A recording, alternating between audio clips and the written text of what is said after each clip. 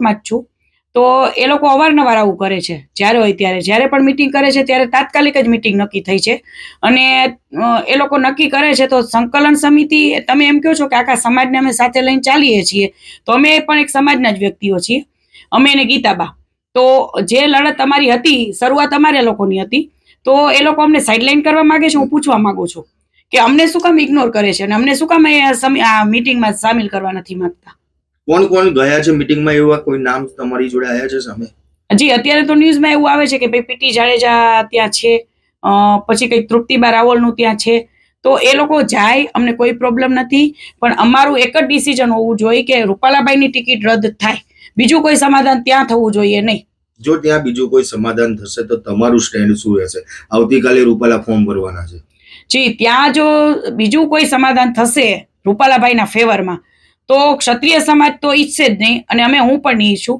ક્ષત્રિય સમાજ તો એ નહીં સ્વીકારે કે ભાઈ ના, રૂપાલાભાઈને ટિકિટ મળે. રૂપાલાભાઈની ટિકિટ રદ થાય એ જ અમારું સ્ટેન્ડ રહેશે. ગઈકાલની બેઠક, ગઈકાલે જે સંમેલન મળ્યું એમાં સંકલન સમિતિમાં જ એક વ્યક્તિએ ત્યાં આગળ બધાને એવું પૂછ્યું હતું કે સંકલન સમિતિ ઉપર ભરોસો છે, એ કહેશે એ માનવામાં આવશે. તો લાગે છે કે ક્યાંક હવે જે આંદોલન છે એ ખોટી દિશામાં આગળ વધી રહ્યું છે. હવે આમાં તો મને તો કાંઈ ખબર જ નથી પડતી કે શું હું કન્ફ્યુઝ થઈ ગઈ છું કે અમે તો એક સીધા રસ્તે ચાલવા વાળા વ્યક્તિઓ છીએ. અમને ભાઈ કંઈ આમાં, મને કોઈ સંકલન સમિતિનો વિરોધ નથી, પણ એ લોકો અમને સાઇડલાઇન કરે છે. હું તો એ લોકો સાથે જોડાઈ જ ગઈ હતી. એ લોકોએ કીધું એટલે કે કાંઈ વાંધો નહીં, આપણે સમાજ છીએ, એકતા દેખાડવાની છે ને એકતા અમારી છે અને એકતા રહેશે જ. કાલ સવારે હું એ લોકો સાથે, બધા મારા ભાઈઓ જ છે, હું કોઈ પણ એ લોકો સાથે ડિસ્કસ કરી લઈશ. પણ ક્યાંક ને ક્યાંક દુઃખ અમને એ લાગે છે કે એ લોકો અમને સાઇડલાઇન શું કામ કરવા માંગે છે. એક CR પાટીલનું એક નિવેદન પણ એવું સામે આવ્યું છે કે ક્ષત્રિય આગેવાનો તેમના સંપર્કમાં છે અને સુખદ નિરાકરણ થશે. જી, તો આ વાત અને પછી હવે આ બેઠક જ્યાં CR પાટીલ અને હર્ષ સંઘવી પણ CM ના બંગલે હાજર છે તેવી વાત સામે આવી છે. જી, તો આ સુખદ અંત આવશે કે શું થશે? હવે એવું કહી રહ્યા છે તો સુખદ અંત તો એ જ હશે ને કે રૂપાલાભાઈની ટિકિટ રદ. એ અમારા માટે સુખદ, બરાબર છે.